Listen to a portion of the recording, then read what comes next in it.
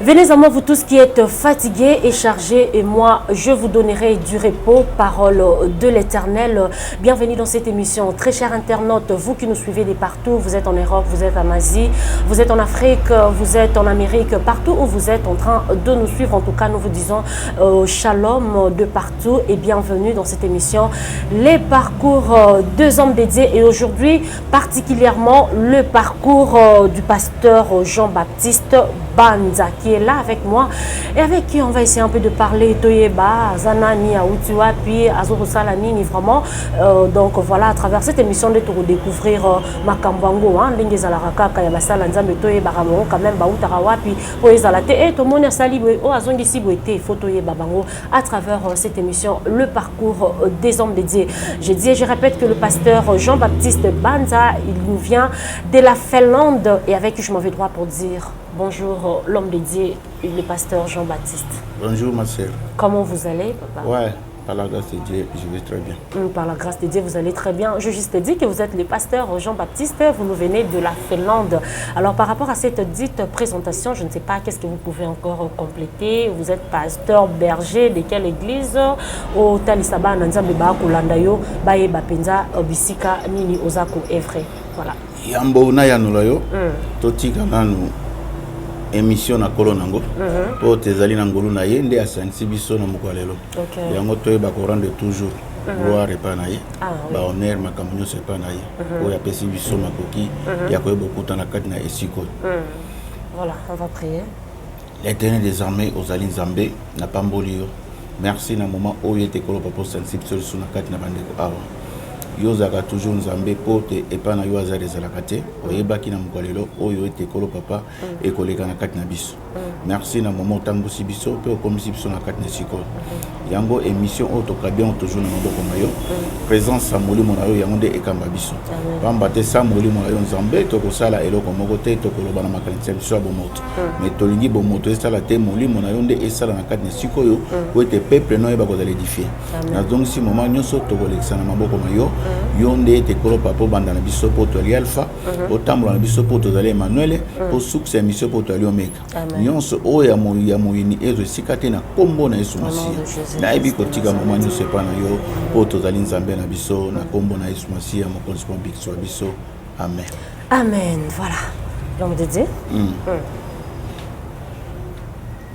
Yamba ko yamnola mutuna na bao nyonso bakotala biso na etandoke apesi bino nyonso mbote na kombo na yesu. Ngai pasteur Jean-Baptiste Banza na outil Finlande. Mais parcours na ngai eza mulai lokola pe temps eza nango mingi te na kolobaka ka bref. D'abord, ou répondre d'abord aux pasteurs, il y a église nini aux Okamba, na etonga nini, bananzambe baye ba déjà que tu es pasteur Jean-Baptiste ou aux Okamba église Songolo Pakala avant que tu aies un parcours na yo. Non, pour le moment, naza na ndako, mais naza na salle moko ya muke. Esika nzambe oyo ayebisaki ngai po ke na banda ko sangana na bandeko to banda ko prier place wana parce que nazalaki na église oyo to banda ko sambela na bandeko. Mais omoni bisika nzambe azali alinga toujours ordre ezala pe alinga kotambola toujours na crainte na ye nzambe atalaki posa na ngai atalaki kolela na ngai na bisika nyonso naza koleka mpona kosala mosala na ye loboko ne banda kozala te yango ayebisaki ngai alobi il faut ose retire ofanda ti jusqu'à ce que nga moko na koyeba esika nini na kooriente yo mais okofanda boye te okobanda kosangisa bandeko place ozali wana po sale ezaka devant ndako na nga sale yali epuis nzambe ayebisaki ngai alobi omoni salo ndenge napesi yo ndenge ozosambela motu nyonso akoya problème ezala ndenge nini akose retrouver mais à condition kosenga motu mbongo te et puis proposition nyonso bato bakoya kopropose yo il faut tout na ngai yango jusqu'à présent nazali andako mais naza ko travailler toujours musala nzambe salle ezalaka en face ndako na nga wana église pe mais salle ezalaka salle mais beaucoup me savons quand même église pour na rebonde là mais l'église zalinga yote on est église on est un bâtiment parce que bisonde toya quand na présence ensemble na kati na bâtiment ya ndé toya quand na présence ensemble na kati na bâtiment mais bâtiment où yango to benga opeka église oui c'est vrai église ezangana yo mais ya to lobaka na ke église yo bateke na kengai la caféine mais na ke na to lobela kango to na bâtiment mais to ba église mais bisonde to lobaka ndé to ke bâtiment bisonde to memaka bisonde église ndé to kenda na bâtiment pour na kokumisa kolo pour na kosanga bon des places ko la pesa ngana nde bandeko bayaka to bondela na bango wana bamona kanini nzambe asala wakati na biso vraiment alors l'homme de Dieu avant tout son parcours lobby nzamba sepela ki ozalate na bandeko wana parce que o baye ko bondela na bango bandeko ko mona loboko nzambe te je pose la question de savoir bandeko tambola na boyenge benete il y avait des choses o bandeko plaire na nzambe te yango nzamba lobaki te yo roza ya ye oza choisi na ye olongwa bikote wana c'était comment omoni nzambe ninga aliawa atala ka parents te atala ka nde motema yango moni tango Samuel ayaki pona a wendre na famille sai amonaki apparence ya bana Isaïe ndenge bazalaki wana ba Eliabe bana tout ça mais il amonaki que non onde fona wendre Eliabe nzamba ebisaki abi yango tenga na tala ka apparence ngata motema oza komona yango nde atunaki nani Samuel atuni abi est-ce que mutu musa zali te na famille na babino David nde tango David ayaki ba wendre parce que c'est lui qui est l'homme selon le cœur de Dieu parce que nzambe atala ka mitema na biso atala ka te ba titre na biso que no ngana za po ba musa comme ça ne pasteur musa comme évangéliste mais na motema na ye archibishop na motema na ye eloko eza nango te epuis nzambe azomona motema azomona eloko te parce que na biso nyonso nde tokosambela na ndenge tobandaki kotambola nzambe ayebi mitema na biso ayebi mutu na mutu fardo nini aza nango mpona koaporte pierre na kati na édifice yango wana sikoyo tozosangana toza kobondela toza kosala makambo mais nga azalaki toujours na pasi pourquoi nazalaki na pasi naomona tout ça là makambo nzambe comme il faut parce que faut tolanda Bible voilà totambola ba principe ya Bible mais totambola ba principe on a te ni na we banda osale makuna vraiment bon ni ne ko sale mais ezali mutu na mutu o ya kanisi mais akozonga na Bible te akomona ke non ngana za leader ozo ngana za leader okona za leader il faut na linga na konza na ndenge na ngai po na za leader voilà mais or ezali ndenge on a te il faut totambola ka na ba principe ce qui omoni ke non ndeko ou bien atamboli mabe Bible elobi so bien na ya mukana na Galatie 6 so mutatambo mabe eloko ni faut ça na 6:1 je pense Galatie 6:1 Galatie 6:1 mutso ka tamboli mabe il faut oyeba ndinga ko benga ye pona ko réprimer avec douceur donc na nyonso wana esali makate ba problème ce ko leka ezana ngo biblique te mais yo tant que mon za leader oleki kaka mbongo l'église olobi selo yo biloko mosusu mate ya mutaza côté parce que Bible lobi na biso c'est poussé par le Saint-Esprit que les hommes ont parlé de la part exactement ndata on allait à son hauteur na kotala te yo bien likambo eza pa non ngana senga kande Saint-Esprit muta inspiré ngai voilà tant ezo bime pa na ngai peut-être yozo ka sokola na obwa kelo jeto mais ngai na yebi ke no eza nango jeto te pe na yebi yango te on comprend bien na zana idée wana te oui mais yo kan sokola ke no azobwa kelanga jeto après prédication sili yo komi siko na cher okomi koluka siko ko balola susu ko loba selo mateya wana okomi ko compliquer makambo ebele bonzambe za wapi siko yo le na zotala bosa nga passe mais ngamo ko sema ngabi mais ngalere maté était ya miawa ngai na ebité que no soki ezaki jeton ben mais yo zo ko la jeton or que mukadana nzambe yebisi biso boy bien que no parole de Dieu et yaki pona ko kangola biso voilà et yaki pona ko délivrer biso soko yeboza concerné selon maté bimion ozongo lokola jeton te zongo siko considérant que lokola était ya mi pona yo lokola ezali couteau à double tranchant et kota ko e bako changer yo donc mes attentes ezaki penza makasi et belé ba compréhension ezako za belé et puis même ngamole nazo lala nzamba zo l'acception toujours banzele zo kabona wana ozaki titulaire ya église ou bien ozaki collaborateur bon oza titulaire c'est trop dit parce que ngai personnellement na wela kate ko titulaire d'accord ou bien leader na ngaka te na yebisa toujours bato ko eloko ebomaka biso ki leadership voilà na yebisa toujours bato botangela nga banda na Genèse tina Apocalypse et comment wapi il faut que ozala leader nde okota na royaume des cieux po nga na bondelaka na sambela nzambe pona kota lola nazalaka te ke non il faut na sambela te pona za leader te pona kota nde lola yango objectif na ngeza pona kota lola siko tango to bawela ba leadership ngala linga eloko na te na yebisaka bango eloko et puis lo msu na yebisaka bandeko ngabi Moïse yaza okuta na nzambe na ngomba Sinai face à face bazo solo nzamba zo loba Moïse azo yoka Moïse azo méditer te parole de Dieu azo méditer te ye akomata ayoki nzamba ese kende lobela bana na ngabo loba bo sala bo Moïse akiti a expliqué voilà Zamba lobi bo nzamba lobi bo sala so bo sali to ko komela bino bokomona oza komona siko na tuna ka ebele na bibo boyebisa ngai nai nazaki penza plus grand que Moïse mais Moïse même kana akota kiti voilà pour Moïse azaki leader pour yazo so nzamba amona même ko nzamba mais akota te mais bino sikoyo bowela ka ki leader pour bokende nango wapi ikamba ki leadership ndezo boma yango wana ndesika ebomaka mais ngai pona ngai na wela ki leadership te na lingaka nde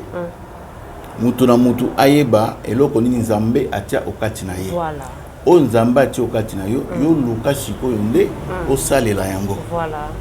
osalela yango pona peuple de Dieu bazala édifié exactement c'est ça pour moi Voilà, l'homme de Dieu, on comprend que aux alaki na église au banek au sambela wana o toboyi tabiso kotanga kombo et voilà et simbagité mamba l'incompréhension ko la leadership et tout ça yo le rosa qui la réserve de l'Éternel nzamba réservé au kaka lobité bi côté kuna longwa kaka po bonzambe za na ngote alobi fanda kimia zela o est vrai na ndenge mususu yango beti lisolo ya bâtiment o lobi que non bâtiment za juste na bisika ozo fanda nde bozo utiliser ngo pona ko sala ba culte ko rendre gloire à Dieu. Alors ça se passe comment et puis yebisa biso na ero kabwani ezaka kanzambe biso que non awande banda ko bondela banda ko lukanga sangisa bana nzambe awa ou bien il y a encore d'autres choses on nzamba tsekati na o le but que non voilà sala boy bon quand nzamba ebisinga na se retirer na fana ndako mais na tikala ki boté na ka ko prier parce que tant aux nzambe vous allez toujours ko luka vous allez toujours na présence nzambe ko ngate o lâcher naza ko prier ezaki pena ndeko moko mususu me yake na France ayisinga lo bien papa nde tofandi boza bien te kozala malamu tozwa ta salle moko botokutana to banda kobondela presque chaque jour abi bon nzambe mutu atindi opasi elo mpe nzambe ayebisenga fona zwa salle to banda kobondela mais rien n'empêche lokola salle eza kaka liboso na ndako na ngai awa nakobenga mutu azaka responsable mpona clé na pc programme na biso tokomai sikoyo kobondela kwa chaque jour chaque jour tokomai kobondela tozobondela après nzambe ayebisinga alobi omoni nde bozobondela mutu nyonso akotia makoloni na kati ya salo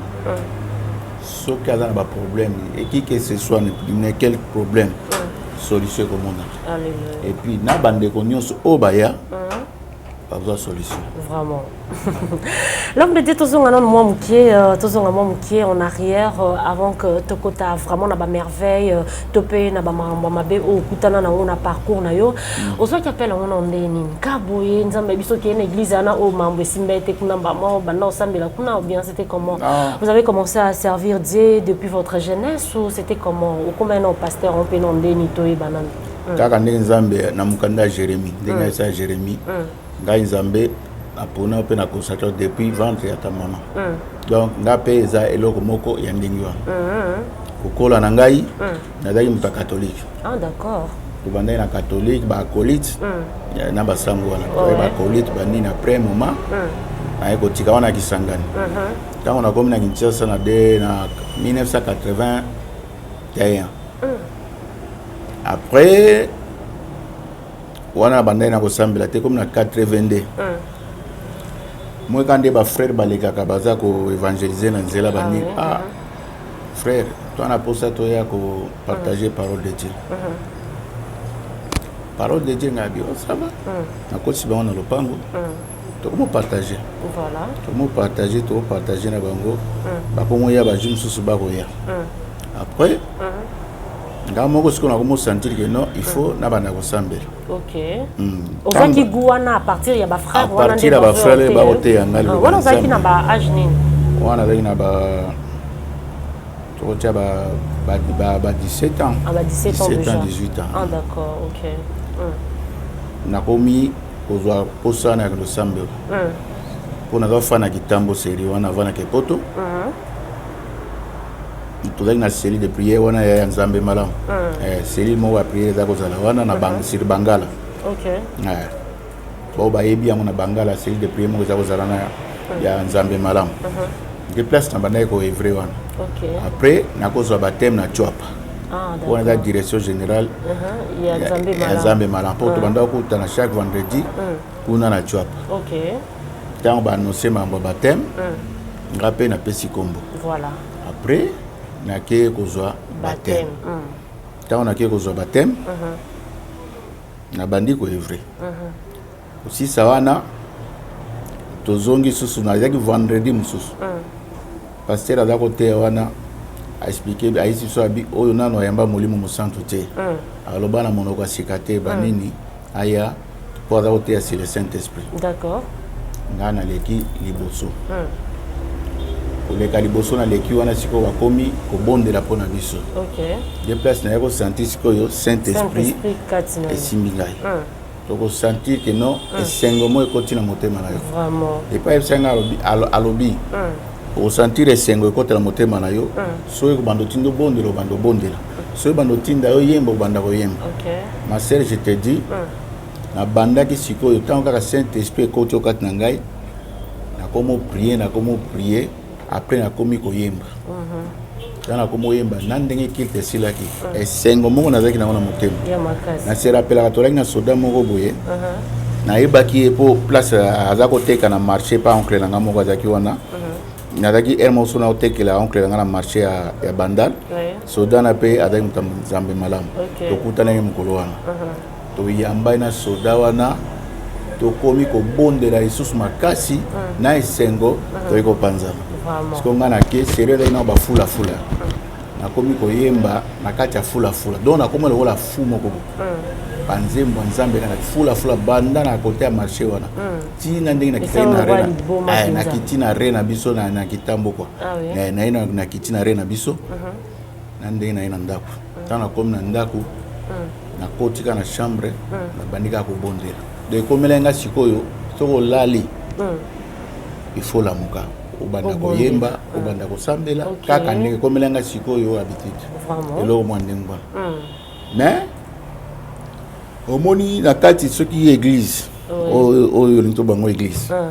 soki boze belé o encadrement sikoyo ezala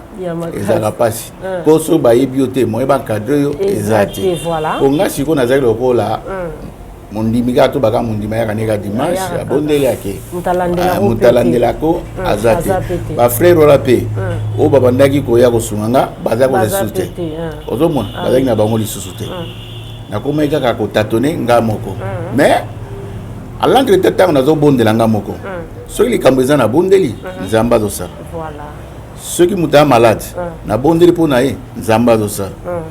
kaka na balabala biso nakomaki koteya bato kaka na nzela yo boye longwana yo kaka mutu ozalaki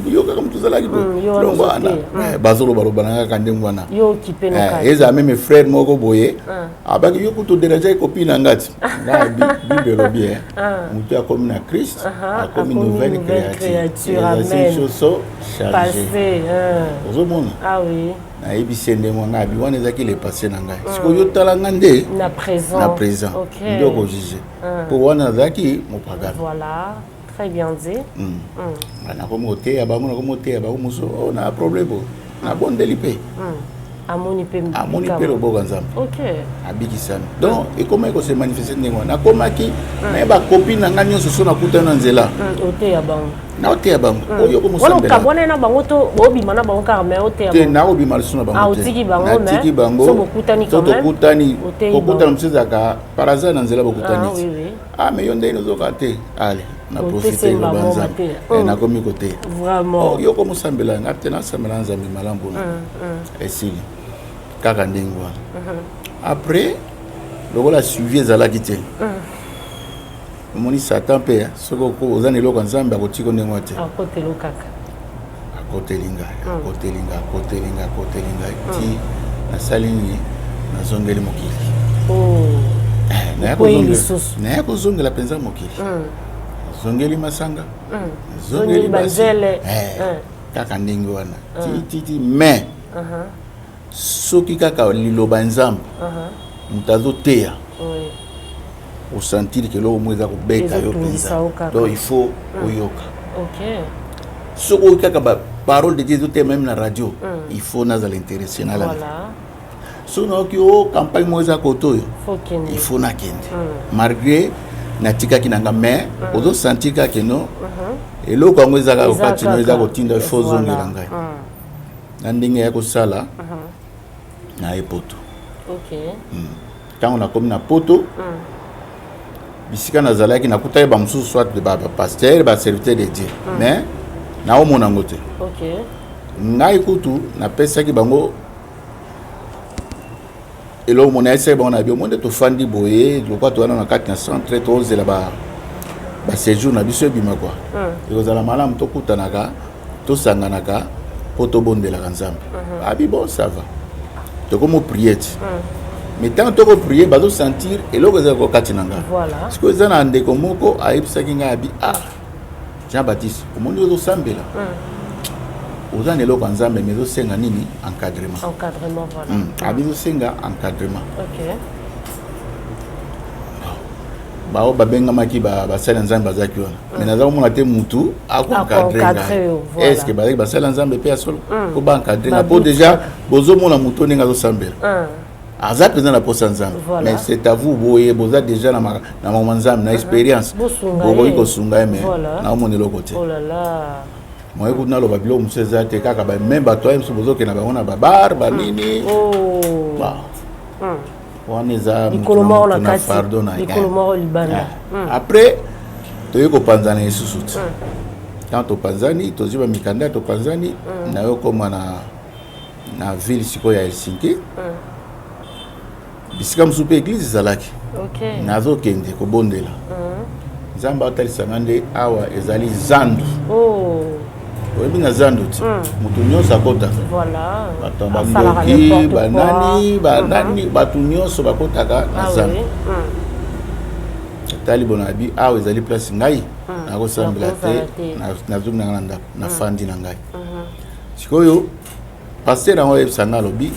Omonde ofana ndako falotika mwasi na ya o soki mwasi azosambela ata yosambela te kozala bien mpo bandako ebele bapromis ozala bandako bona boye bamosusu azosambela ngai nayebise na biomo ndenge eza wana saint esprit eza te nayebisa verité ngai bi saint esprit eza te na ndenge naomona saint esprit eza te apesa ye nga raison abi wi oza na raison na yo mais faut tika ta mama ta kosambela ye tika mama ayosambela ngai place cet esprit ezate mama kosambela kuna te ngai ndenge nazali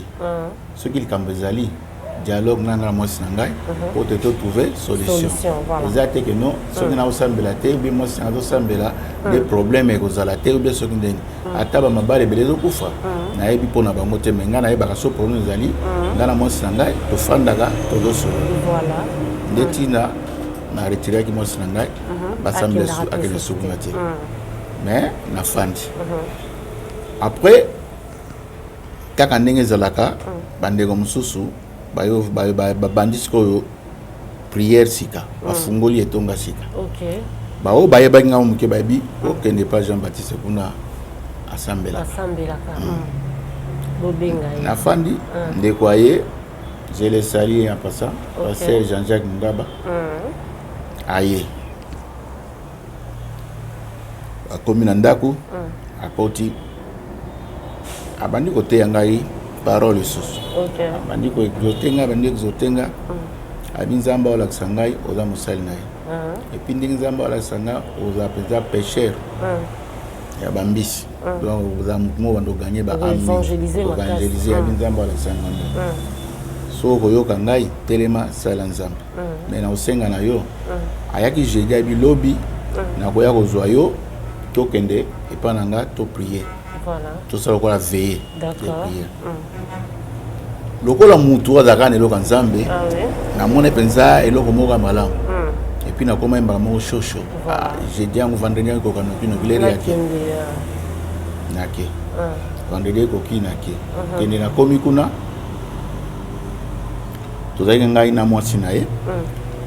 tofanda na biso na salon tobandi koprie butu mobimba emo exhorte tokomo prier ti na tongo koma na tongo wana nazongi ndako siko nde place sikoyo oyokaka no saint esprit ebandi kose manifeste kana nazongi dimanche place bango bandaki koprier nakendaki après nazongi or que bango bazalaki na retraite po bafungola esika na bango nzambe apesaki bango mpo banda koprier bango baza na retraite me ngai aza na ndako soki ekomi kaka 0 heure saint esprit ezotelesanga bi kende ko région de bango bamosusu na okende kuna nakuta bango bazoswana ngai so nakomi na bobondeli tobondeli te mwa badeba moko ngai botosambela maserta so na bandi kosambela nzambe akongo manifeste nzambe akongo se manifeste nzambe akomi kosala nzambe akomi kosala ti esili meme so naozonga na voiture na ndako nzambe azopesa nga bamessage oyo nakoyebisa na bifo teya boteya bolo nzambe akoyebisanga ti nazongi mais ekomela nga sikoyo kolala mpenza ekoma difficile nakomaki kaka koprier wana omona nzambe afungoli siko miso ya molimo okomi komona clair ntango ozobondela ozomona yango mpe esalaki mwasi na ngai ayo comprendre ke no nakomi kosambela sikoyo ya solo mpo soki ngai nazobondela ta nzambe alakisi nga te mbala moko azolakisa mwasi na ngai azolakisa madame na ngai akolakisa ye ti soki na sisi alakisi ngai bengoli ozobondela namoni boye nde mwasi na ngai mpe sikoyo akomi kotelema mpona mama nzambe yango nakontinuaki kaka na lire wana ya kobondela ekomi kaka soki nalali 0 il faut balamusa ngai fo nalanda baninga kuna retraite ntango nazokoma kuna toza kaka kobondela mais après nzambe akomanifeste parci par-là donc ezalaki eloko moko oyo nzambe abandaki kosala okati na ngai mpe mpona mosala oyo nakanda kokuta baninga na ndenge mosala yaki kotomboma parce que nzambe autilisaki ngai ya mingi et puis asalaka toujours ti lelo kati na bomoi na ngai yango wana eza eloko moko oyo ngai nalobaka keno nzambe oyo ayebaki ngai mpe oyo asalaka ti lelo asalaka toujours donc eza litatoli moko ya monene oyo ngai namona et puis délivrance lisusu pasteur moko te asalanga délivrance pasteur moko pe te aconsécra yo ndezalaka non j'ai été consacré dans telle église pasteur boyende père spirituel nanga donc mpona yo kutu bamambo wana ezalaki bon nga nakobenga ndeko na ndenge na ye pasteur Jean-Jacques Mungaba akozala lokola nakobenga kaka encadreur na ngai moke parce que ye ntango aye ozwa ngai epa na ye epa na ngai toke epa na ye akomaki sikoyo kosala nini prier amemanga nde na vie de prière mingi vie de prière wana naza penza reconnaissant envers ye vie de prière mais parole o batangaka boye o bateyaka boye wana nde saint esprit wana saint esprit donc oza na père spirituel te nzambe ye monde père spirituel nakobenga nzambe mo père spirituel na ngai mais nga banda aza encadreur na ngai mpona oyo amemaki ngai moke wana mais nyonso na ngai asalaka eza saint esprit eza saint esprit dans na kibongo mpe kaka nde saint esprit ayebisaki yo kifo ozala pasteur fo teyaka fo bondelaka mpona wana bamona loboko ya nzambe na kibongo ntango tozokende koprier omwaka nde église ezalaka oke koprier message oyo epa na yo nzambe alobi oza pasteur oza mosali na ye nzambe alobi oza mosali donc eyaki ya ebele ebanda oyo ebele voire même ntango toya kokota na église ya bamindele mpo tozwa sale pasteur otokutana ki na ye wana kaka première fois moni kanga abi a serviteur de Dieu za pasteur mais ye moko penza mpe ibisaki yo penza ibiso ki non hein Jean Baptiste ndo zabo yo penza faut kotanelanga nga faut bosser na sala na nyonso nzamba ibisaki donc yango nde confirmaki ministère na yo pastoral ezo confirmer makambo nyonso et puis na ba likabo nzamba tshako katia bato yango nde e confirmation to yo ezo katina ngai parce que omoni Nzambe tango apesaka vision apesaka pe na ba provision exactement biloko nyonso Nzambe atiako kati na mutu il faut se manifester pour yeba ke non o ezali Nzambe voilà na on suna ina bakisa muke par rapport à ba délivrance on le la mambo délivrance enfin omoni bandoto nyonso balotaka ngalota bandoto ndengo na te oh yo lota na loto soki boy yanga ndoto lota maka mingi ebembe oh esekwi soki na lotaka mingi ebembe ezoseka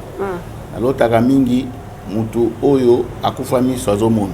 nalotaka mingi baba lobi nalota mingi tayoka te donc eloko Nzambe abengelanga yango wana mais na délivrance na ngai oyo nazwaki ezalaki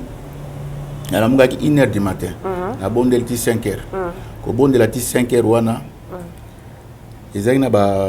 sera bato banda olatalaka babiloko mosusu oyo ezalaki na position moko mabe ya chaussure wana ezalaki na baposition moko mabe Nzambe nabandi kobondela banda 1h ti 5h na ndenge nakweyaki na ndenge nakomaki korampe lokola serpent oyo nalaki na chaussure moko ya piton ezalaki na esprit ya serpent nakomaki korampe lokola serpent après Saint-Esprit eyebisi mwasi nanga prier mwasi nanga patelemaki moko wana akomi koprier akomi koprier ti naye okoma mpenza fatigué donc nabuka nazoka Nzambe esanga abi oyo ezali délivrance na yo abi ezali journée ya délivrance yango pasteur moko tautaka côté na délivrance mutu atianga loboko yo moko kaka nga moko na ndako na ndenge Nzambe esanga abi délivrance na madame abi ezali journée délivrance na yo délivrance na ezali journée po nabukanaki mpenza journée mobimba et puis na butu wana tongo mobimba nakokaki suko bouger te donc nazalaki ya kolala délivrance à partir il y a délivrance wana qu'est-ce qui s'est passé ensuite au monaki mambo Nzambe ya bulamu au monaki nini qu'est-ce qui s'était vraiment passé bon à partir de la délivrance wana Nzambe koma kotalisanga sikoyo comment naki kobanda kosala pona prier pona ba malade comment naki kosala pour que non naeba ko évangéliser comment naki kosala na bakabo ende naki kosala pour mutu ayeba ko se retrouver na ko zwa pe ba solution nyonso donc Nzambe koma kotalisanga étape par étape et puis ndenge ezali à siko parce que ezaka tango naza ko bondela pamsu Nzambe lobelanga clair ozomona azolobelanga clair soki ozobondela kozala pressé te songa na tindio te okotia mutu maboko le fonga na tinda yo peta na kotinda yo na koyebisa yo eloko nyozo kati na ye voilà ndesiko okobondela siri yango et puis tango nazokoma kuna pona bondela pona na koyebisa eloko beloko soki na bondeli mbala moko ebi et puis ayebsinga bi meme nyonso place partout okende il faut landaka ngai eza na ndeko moko tokenda kobondela epa na ye azalaki na ser donc ayaki pa semeki na ye kolala oke azalaki nakoloba sorcellerie biso ozalaki na veille baye kobenga biso tokende kuna soki bainer boye nakokuta na chambre azwi elamba noire amizipi ntango amizipi na ser Charlotte ozolanda ngai oyebi yo moko amizipi ser Charlotte te ye nde moto abengaki biso tokende epa na bango mpo totala semei nde mambo na bosala amizipi elamba noire na chambre nakomi kuna nakoti alakisi biso tokomo prier toyena pasteur Jacques Emer tokomo prier sili nayebisi ye alongoli elamba noire akomotala biso bakomi rouge nayebisi ye bo nga alobi ndima kaka Jésus lobaka Jésus-Christ est mon Seigneur Jésus-Christ est mon sauveur biloko mibale aloba mpo ovino ezala sauve aboyi nayebisi ye lisusu aboyi Nzambe ayesinga biyebisi soki alobi te akokufa nayebisi ye okokufa oyo nayebi na okufa ngabi bopo ozala sauve ndimaka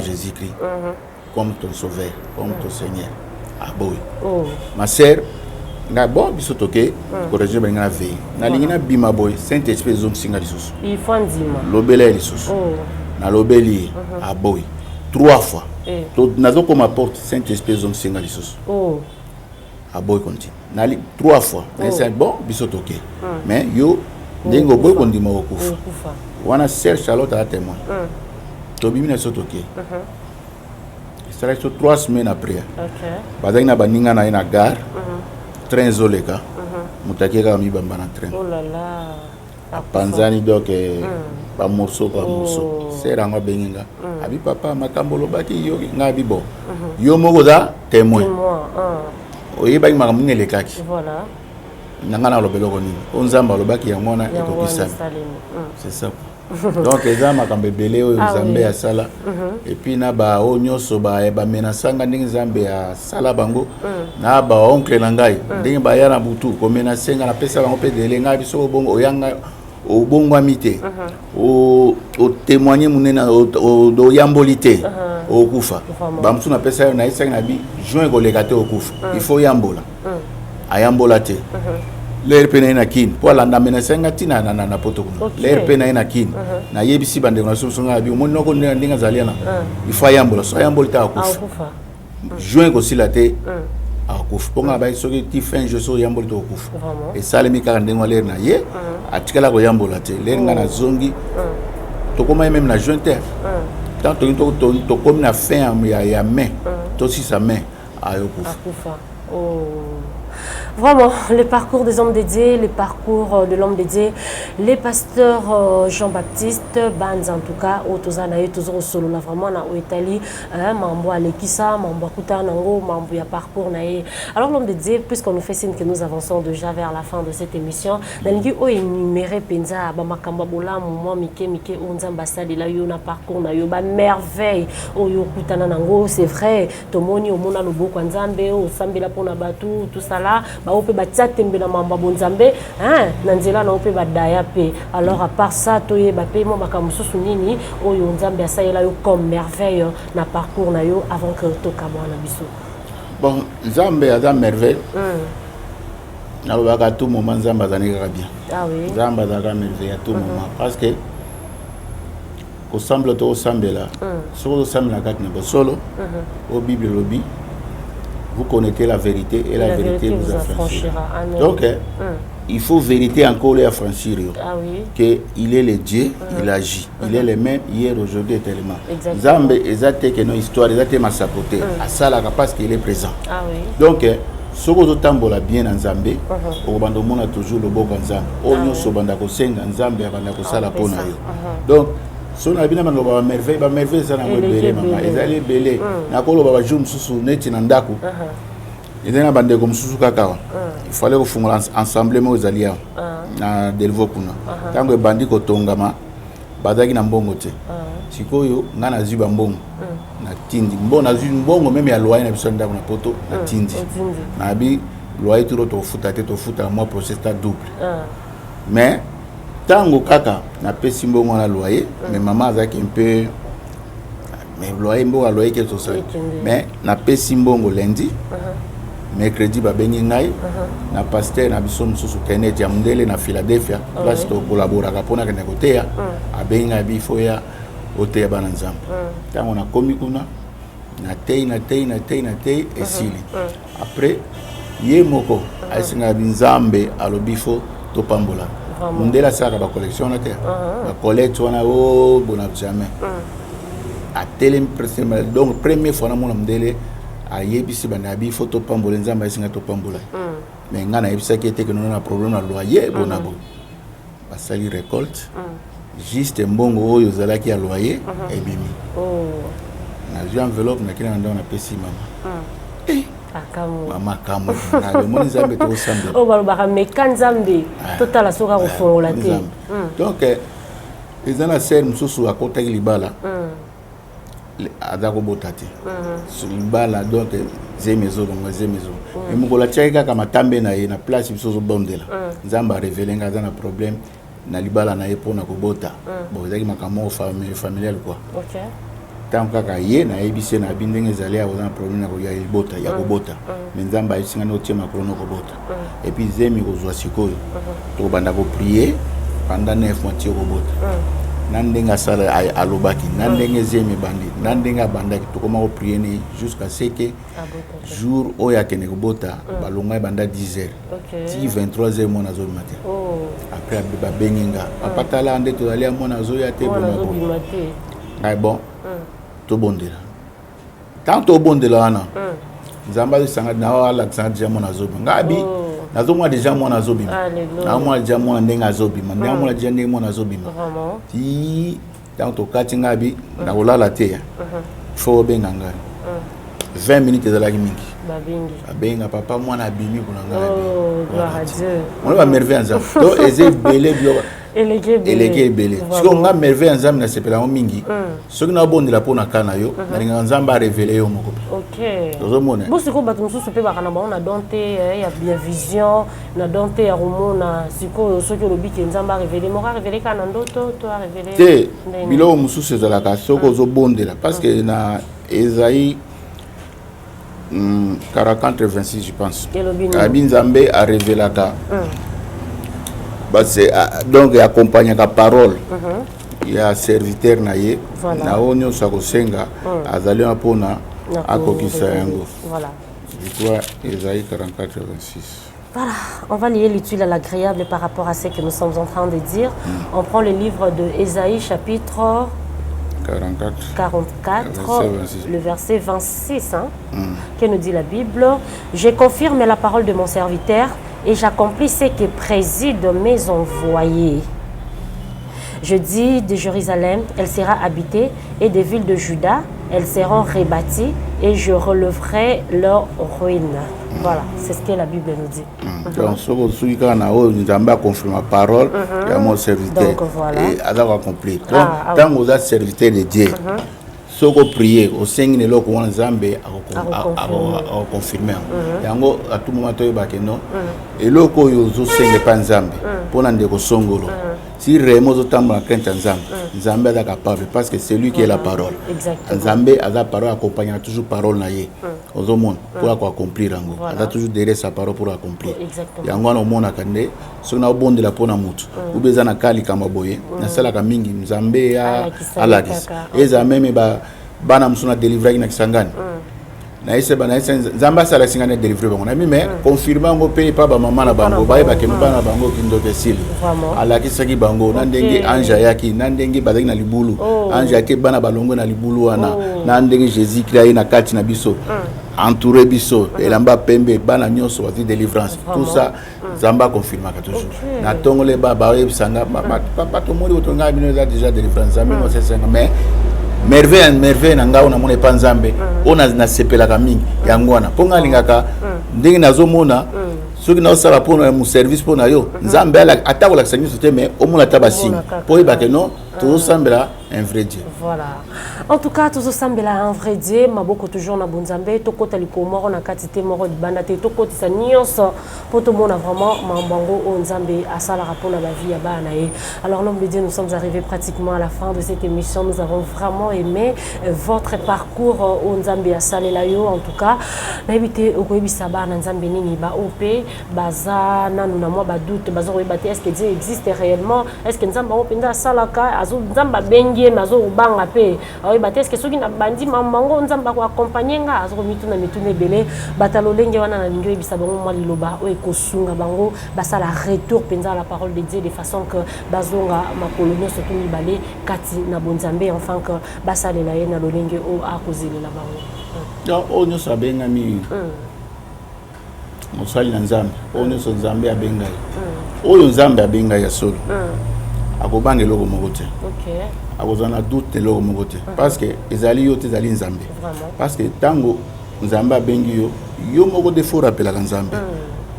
ngaya batute yo no muto lokotanga yo muto memanga na esika na yo tala psiko esika na komi yo moko sala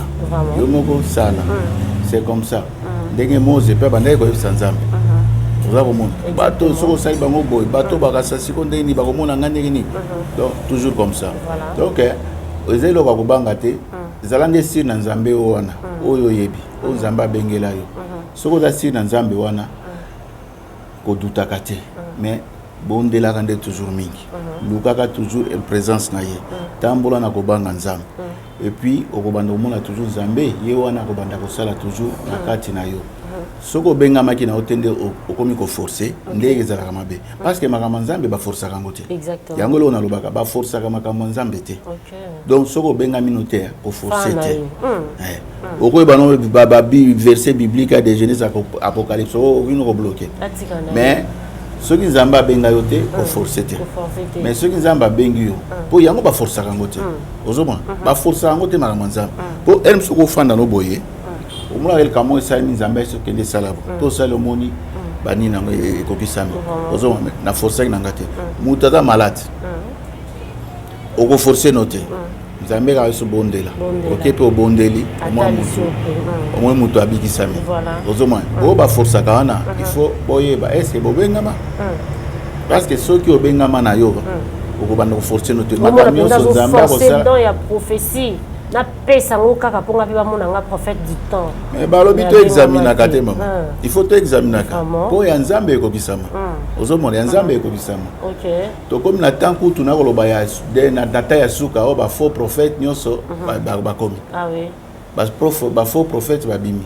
ba serviteur la lokuta ba bimi makama mabe comme to comme na tan suka nde faut ko sala analyse parce que balobi même les élis ba ko la séduit yoza éli de Dieu pour landa prophétie à n'importe qui te d'abord prophétie il y a bien au Saint-Esprit à parler sérieux il y a une prophétie à bien parce que Saint-Esprit il moko azali pour un vrai prophète na biso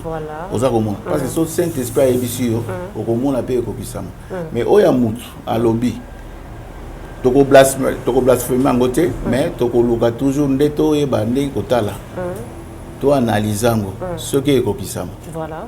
des places wana ngai soko yo profiter o prophétiser pour ngai ndoko makomi lobi pour Jésus Christ bifinga no ngai mais Saint-Esprit soko blasphémer nde ozala pardonner te to eloko wana ndenga na bangaka okozana faux serviteur faux prophète tango loba pour ngai nakolobela kote ngana okeka mabolongo na se nzambe soki ezali ya yo ekobisama soki ezali ya yo te ekobisama te nasalaka mingi meme na bamilie mosusu tokendaka so baprophète mosusu baza koloba nga nabondelaka soki ezali message euti epa na yo nzambe acontinue soki euti epa na yo te akanga monoko ne dali media mpo komona motu nasi namona bansamble mosusu nakende c'est pitoyable namona moto anga azoprophétise otala etamboli na ye comportement na ye makambo na ye prophétesse yango ya ndenge nini azoprophéte aza koprophétise bakambo yo moko oyebi mosala neza ya mabe mais azoma prophète mais bilo baplace ndenge wana nde kanda esanto eyaka epa na ngai nde naesaka nzambe soki azali ya yo te nga nabondelaka akangaka monoko mpe komonaka moto ya limediale akande monoko. Voilà, merci beaucoup l'homme de Dieu, c'est vraiment très merveilleux, Makambwango. Alors, église eza na Finlande, ça le bisika bo sangana, ezakuna et puis na Finlande wana ezape na bande kopé bana ba problème, bana ba difficulté. Na royo kama sola parcours na olobike, so rebonde pona batu pe ba mona kalobo kwa nzambe, o ayena problème songolo, o azana difficulté songolo, o bonde pona azulo boko nzambe. Mais de la même manière aussi na Finlande wana pesaka na batu te bazo vivre merveille et puis na batu bazo traverser ba difficulté atroce na ba vie na bango ba problème akobota ba problème mikanda ba problème banda ku tout ça là est-ce que bata modèle wana soki ba ekokuta na yo l'homme de Dieu le pasteur Jean-Baptiste ba soumettre yo ba problème na bango au bonde la pona bango ba komona lobiko soki ba komona lobiko obengisi bango opesi bango adresse de façon que baya ba kutana na nzambe oyo asala kakati na yo. Là, bah, yebi ngai na Finlande, et belé bah yebi ngai. Parce que là, muta kala na Finlande, na kota kala, bah yebi ngai. Bon, quand on dit Jésus crié, moi koloba, nul n'est prophète chez lui. Chez soi. Ok. Peut-être bozo mona la prophète, bozo mona nga kakaboy. Mais bo bah yebi ngai bazali. Mais oya lingia meka. Tant on a kozonga, ozana likambo, yaka na lumeka. Yaka meka. Comme ça, so mona lobo kwa nzambe te. wanande okoyeba que non nazali ya nzambe te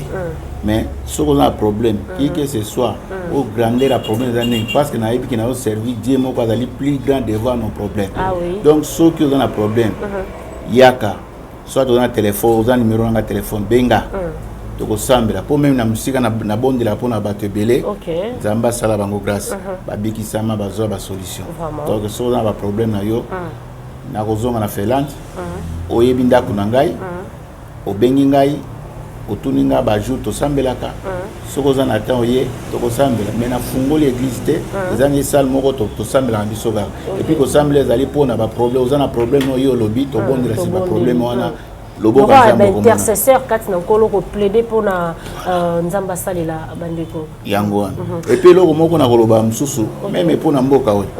to banda ko bondela mi pona mboka banda ko bondela mi pona mboka mais na do sepela parce que ba makambo ebele comme bima na poisa pona banda lo banzambe o nyonso yaki na kuku basalaki na nino eleka gouvernement eleka oyo oyo babandi sikoyo bao baza ben filtré bao baza na mabe nzambe il faut ebanda ko bima moko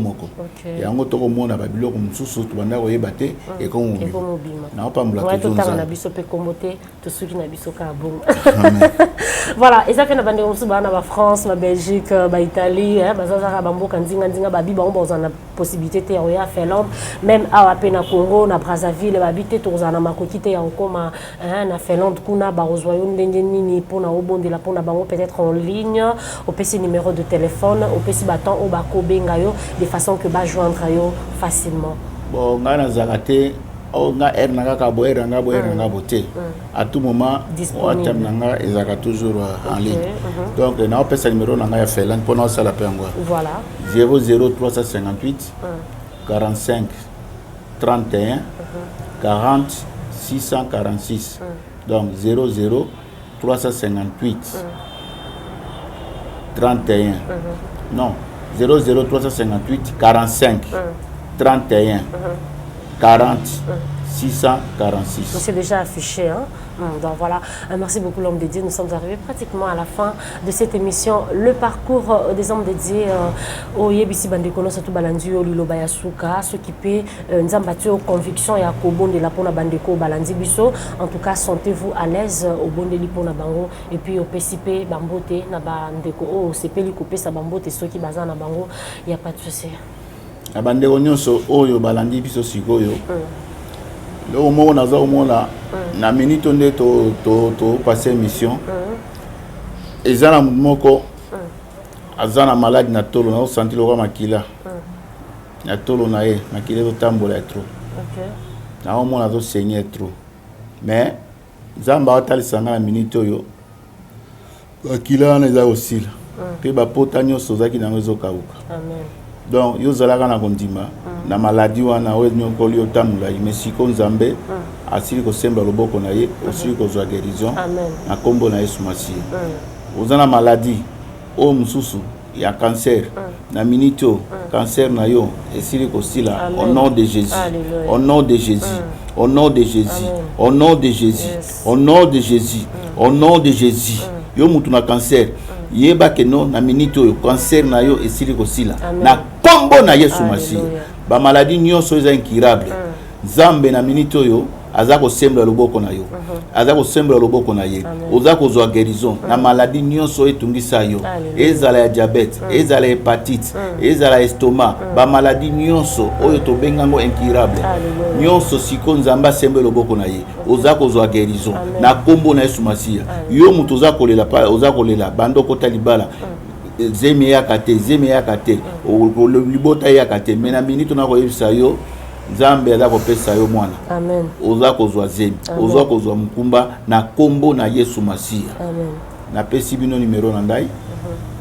benganga ler nyonso ko benga ngai yebisa kana yo to ko bondela mais ya ofele parce que na Matthieu 18 alobi vous avez reçu gratuitement et vous donnez aussi gratuitement pas de conditions donc conditions alité ezana nga ofele po nga na wela ndelo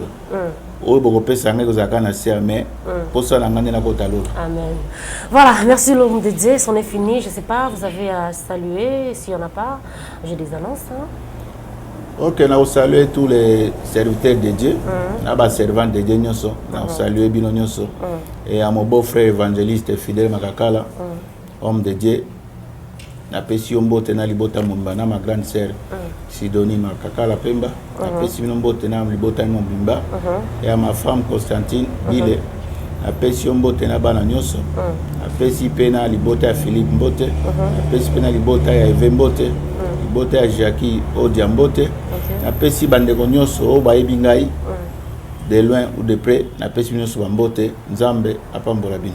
Voilà, Nzambe apambola bino, c'en est fini pour aujourd'hui. Très chers internautes, c'était vraiment un grand plaisir pour moi,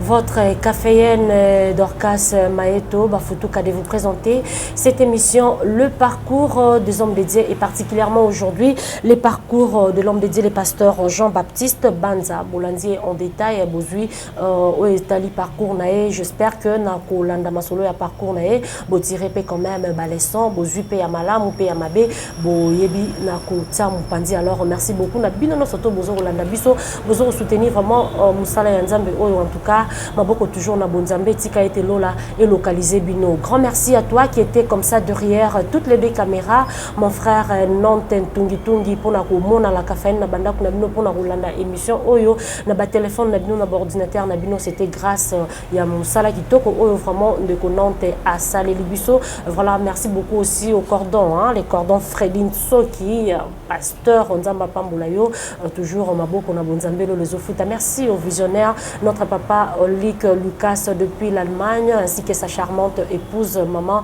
Élisée Topambolio. Merci aussi na Moussala Kitoko du côté de la régie Oyo Ndekonabiso, un songo à Salé Libiso, vraiment Chris Songo Nzambe Apambulayo. Merci à l'assistance de notre sœur Natacha Vistinsabo, et pourquoi pas aussi celle de notre sœur Bénédicte Kamaya. On est ensemble, il n'y a pas de souci. Je vous salue toute ma famille Maeto, je vous aime bien, Guy Charlie Maeto, Johnny, Ige, Edgar, Clarisse, Chimel Bino Soba Maeto, Napesi Bino Bambote, et pourquoi pas aussi ma fille Giovanni, hein, Maeto, des gros bisous à toi. Et Nzamba Pambole Langayo, vraiment,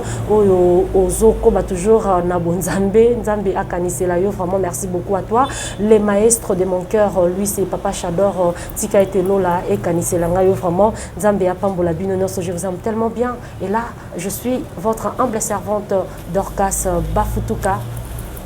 la caféenne.